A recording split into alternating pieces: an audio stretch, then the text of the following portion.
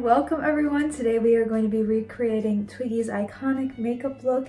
She was the world's first supermodel, the it girl of the 60s, the face of 66, and woman of the year. She helped catapult the youthquake of the 60s and helped drive fashion more in the direction of catering towards the youth rather than an older demographic. Her makeup look is kind of known as the 60s look. Most celebrities of the time did some sort of version of this makeup. I don't know if she herself created the look, but I definitely believe she popularized it, and everybody was doing their own take on it. I can't believe I haven't done this before. Twiggy is such an inspiration for me.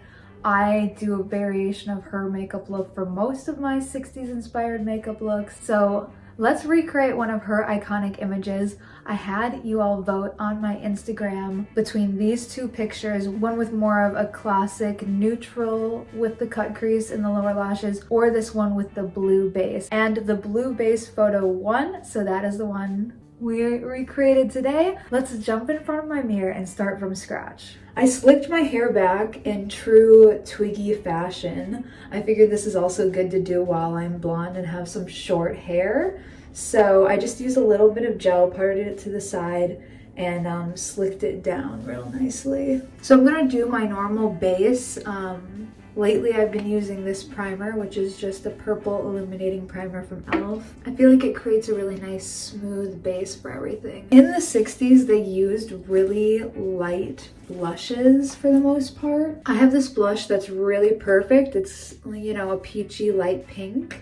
So I think I'm just gonna use a little bit of this, very different from my normal blushes. And I'm just kind of like focusing it on the front part of my cheeks and then up a little bit. And Twiggy had a really youthful face, and putting your blush like right here helps to kind of give that full youthful look. Okay, I'm gonna start with a white base. You could use just like a white regular eyeshadow, but I don't have a white eyeshadow. However, I do have this jumbo pen, and I use it as eyeshadow a lot. So I'm going to put it up by my eyebrows. And then it looks like she used white for the base of the blue as well. It'll help it pop. And I see a little bit of white around the cut crease area. So I'm just going to put it all over and then blend it out. I'm going to use my finger, but you know, use a brush or whatever you prefer. I'm looking at this picture and I feel like she used a tiny little bit of bronzer on her face. Luckily this with the blush has a little bit of bronzer. I don't really ever use bronzer, so I don't even have a brush for it. So I'm just gonna use my blush brush and use a tiny little bit and go right under my cheekbone. So I'm gonna use my Love Child Miss Pamela palette. She's really beat up because it goes on all of my tours with me, and you know that she's getting used at least. Use whatever blues you have, but this is what I'm going to use. I think first I'm going to use this lighter blue and just put it all over. I'm going to do a little bit of layering with the different blues to get like the real kind of blue that I want. I might put it down with my finger first, and then I'll use a brush just to fan it out. So focus it on your lid and then a little bit above it as well, like go into your crease. Even if you have hooded lids, like you're going to be drawing on the cut crease above where your eyelid like goes in, you know what I'm saying? Like the whole point of the 60s makeup was to create the illusion of bigger eyes. So even if you have hooded eyes, you can do this. And when you're putting on the eyeshadow, try to make more of like a rounded shape instead of going out. A lot of makeup looks tend to like elongate the eye. We're like creating more of a round look. Take a brush that's clean and fluffy, blend it out. I thought that my camera was recording. It was not, but anyways, this is what we got after we blended it out. I started adding this darker blue, and I'm basically just doing the exact same thing that I did with this blue, with this one, patting it on with my finger, and then I'm going to blend it out. This one I'm focusing it in a little more on the lid, just because darker colors tend to go a little bit more of a long way, and I don't want it traveling up too far. If you're here and you don't know who Twiggy is, she is like the world's first supermodel. In the mid-60s, along with the youthquake of the time, I feel like she was part of helping it catapult into the popularity that it was during the 60s. She kind of just like encapsulated the look of the time. Big eyes, the short cropped pixie cut, the bright fun colors that she'd wear in the A-line dresses. She was the it girl of the time. And basically everyone modeled their makeup after her. I don't know if she was the one who necessarily came up with the cut crease and lower lashes, but she definitely popularized it. And you can see all kinds of stars of the time doing their own twist on the cut crease and then the bottom lashes. Besides being the world's first supermodel, in my opinion, she's like the earliest one that I can think of. If there's anybody else, let me know. I mean, Jean Shrimpton's along the same kind of era, but I feel like Twiggy had a different kind of effect. I'm currently watching America's Next Top Model, and Janice Dickinson keeps referring to herself as the world's first supermodel, but I'm pretty sure it was Twiggy.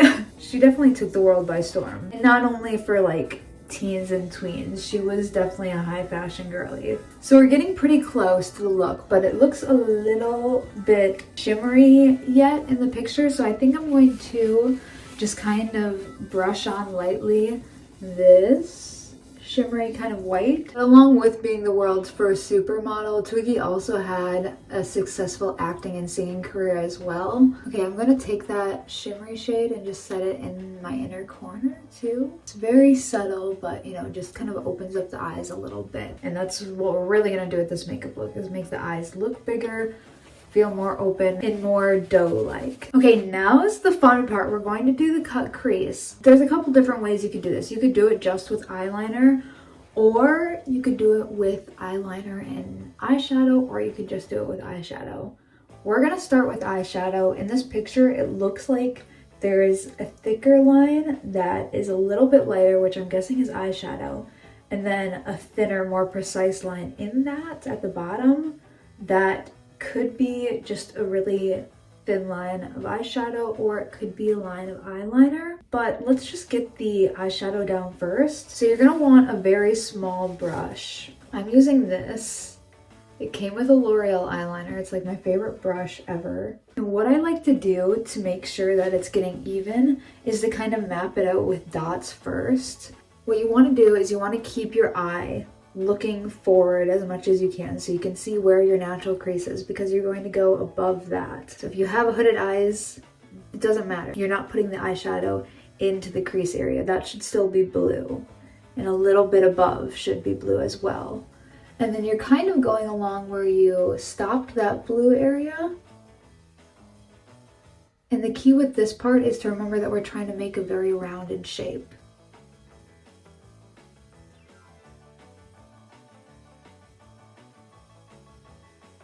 Alright, so now they're mapped out, and the key to this next part is not to rush, just go like little by little.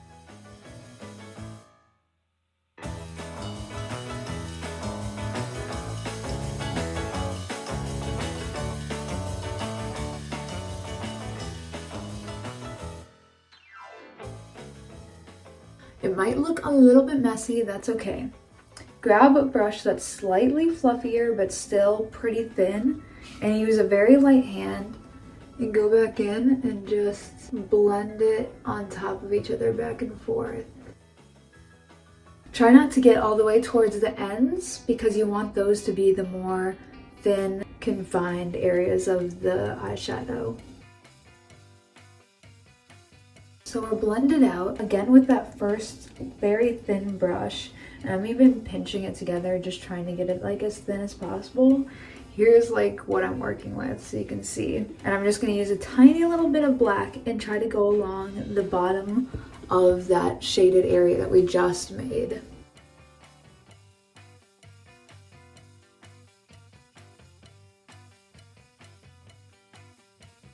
Okay, there's one with the line, one without. I feel like it gives it more depth and makes it a little bit more defined. So we're just gonna repeat on the other eye. Okay, it is eyeliner time. So what we're going to be doing is taking it from the inner corner up and out towards the end of the cut crease. So use whatever eyeliner you normally use. You can also just use black eyeshadow if you don't have eyeliner and just put it on a thin brush and kind of like pat it along. I'm going to use some of this Pixie eyeliner that I have, but on the ends, like the inner corner and the outer corner, I'm going to use a liquid eyeliner. So mostly right now I'm just focusing on the lid space. And this is just how I do my eyeliner. Okay, now I'm going to go into the inner corner and use this liquid liner, and then I'm going to draw on the outer point as well. And for the tail, this is kind of like actually perfect for people who have hooded eyes because we're not like going upwards, we're going down more so. Follow like the shape of your eye. Like so. Now we're going to do her famous bottom lashes. I just counted on the picture and she does about like 10 to 11. So that is a lot. Normally when I do them, I do 7 of them, but we'll just make them smaller and do 10 to 11, however many we can get on there. The trick to helping these stay is to make sure like your under eye isn't super oily, especially if you have more oily skin. I would recommend maybe using like a setting powder. I've noticed when I like don't wait long enough for my skincare to set in and my face is more oily, because typically I have like dry skin, that the eyeliner doesn't sit as well and last as long throughout the day.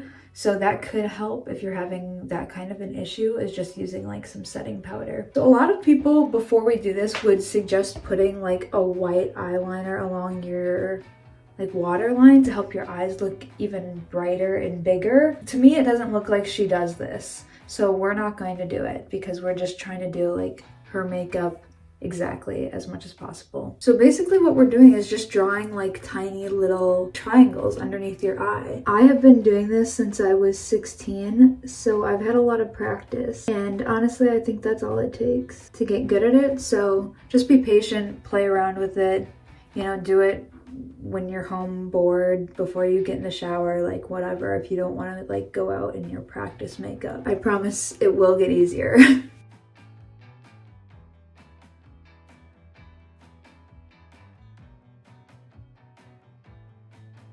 So I got 10 on this one. I'm going to go in and get them to be a little bit cleaner looking. I just have to get really close to the mirror for them to be precise. But I feel like this is the best eyeliner, or like an eyeliner with a dip brush, is easiest, at least for me, to do lashes on the bottom like this with, just because you have to be so precise. And specifically this eyeliner has a very thin tip for detailed pieces. Okay, so it was said that Twiggy layered her false eyelashes, so we're gonna do a little bit of that. But first I'm gonna curl my lashes and put a little bit of mascara on them. I just feel like they blend better with the falsies when they have the mascara. So, but I got 11 lower lashes on this eye and I think that they're looking really good.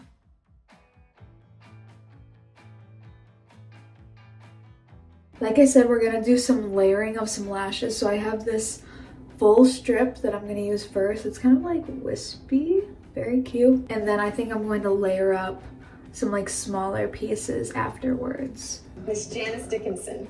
Janice is one of the world's first supermodels. The first supermodel. Nigel Barker, who is a noted ballet. There she was, there she said it.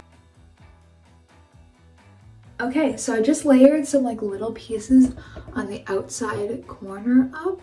I felt like it would be too much if I went any further towards the inner part, but I think it made for a very, very dramatic lash situation. So now the last thing that we have to do is add in, well, we have 2 more things, but let's go for the freckles next. I'm gonna take this palette again just because it has a variety of neutrals. And I'm going to take a little brush like this, and I'm basically just going to use a lot of these different kind of matte neutrals and make tiny little freckles all throughout, and then pat it in with my finger very softly to kind of make it look more a part of my skin.